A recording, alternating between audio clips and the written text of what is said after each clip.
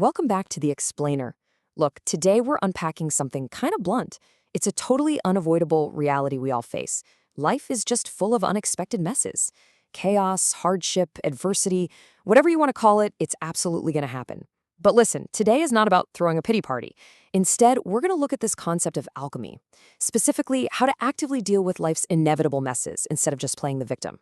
So if you want to learn how to take those absolute worst moments and literally transform them into high-octane fuel for your own growth, well, you're in exactly the right place. Let's get into it. Let's just rip the Band-Aid off right away with a core, unapologetic truth from our source material. Shit happens in life no matter what we do. Yep, it's a harsh word, but hey, it accurately describes a pretty harsh reality. The defining rule of life is that adversity is coming for you. It's inevitable, and since we know this to be absolutely true, the very first step in our whole alchemy process is to simply stop caring about the unfairness of it all. Seriously, we've got to drop that why me attitude immediately and just move on. And a big part of moving on is understanding where all this chaos actually comes from. These challenges, they pop up from all sorts of places. Sometimes the mess is entirely self-created. Like, procrastinating on a massive project until 2 a.m. the night before. But other times it catches us completely out of left field, like a sudden job loss or getting a flat tire on the way to a crucial interview.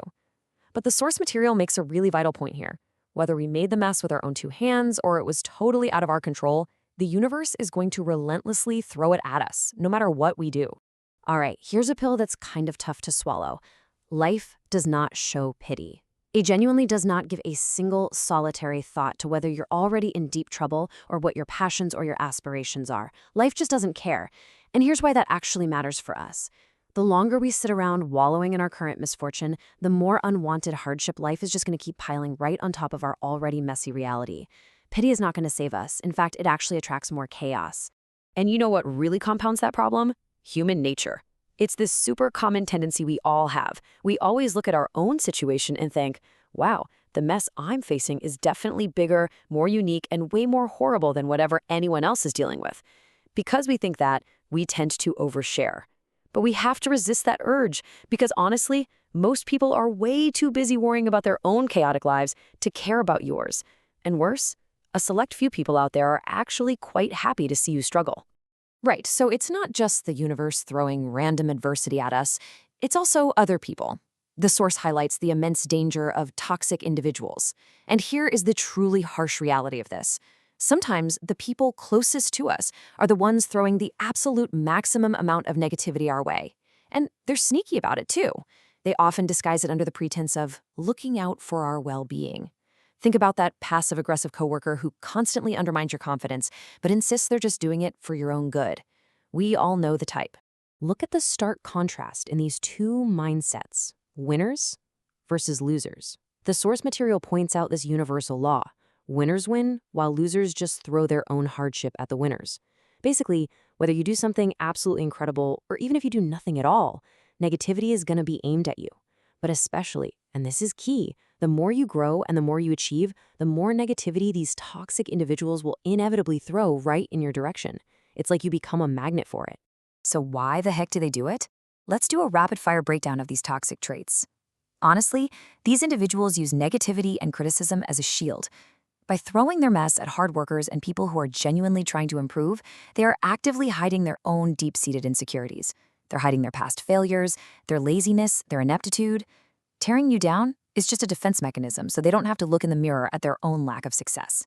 And the crazy part is, they are completely consumed by it.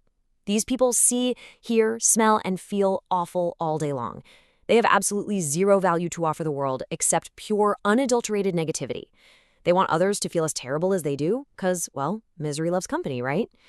They're basically swimming in their own toxicity, and they desperately want to drag you down right into the mud with them, because it is literally all they have. You really got to understand how they sustain themselves. They literally manufacture drama when there is none, just for the sick energy boost it provides. They'll blame you for their terrible moods, and incredibly, they'll actively try to make you feel guilty for doing the right things and trying to advance your own life. The advice from the text here is crystal clear. Walk away. Leave these people behind. In fact, pity them. Or hey, help them if you safely can. Because in the long run, they're going to suffer immensely in the very mess they've created for themselves. So this brings us to a massive turning point. I'm asking you directly, When this unexpected adversity hits, whether it's from life itself or from those toxic people, what's your move? Will you sit in it and rot, or will you use it as fuel to improve yourself?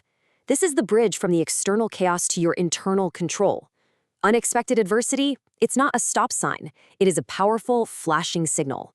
It is life pushing you to take action and make a definitive choice. Think about the boundary between your outside reality and your inside reaction.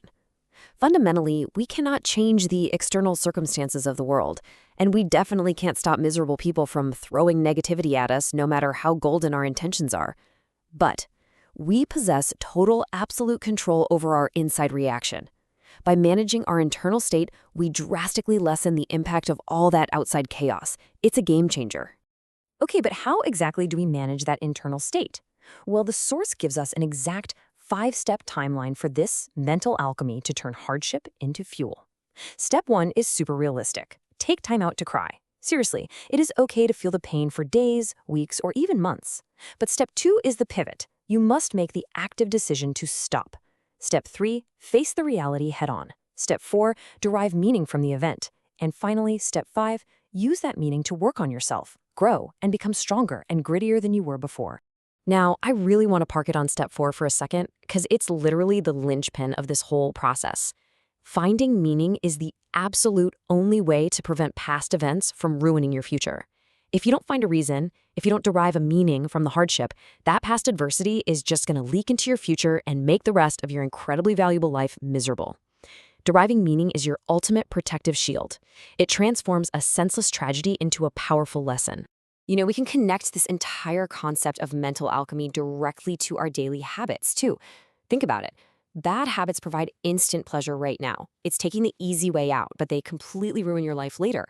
Good habits, on the flip side, are incredibly difficult and uncomfortable to stick to in the short term, but they yield long-lasting happiness. Facing your adversity and doing the work to find meaning, that is a good habit.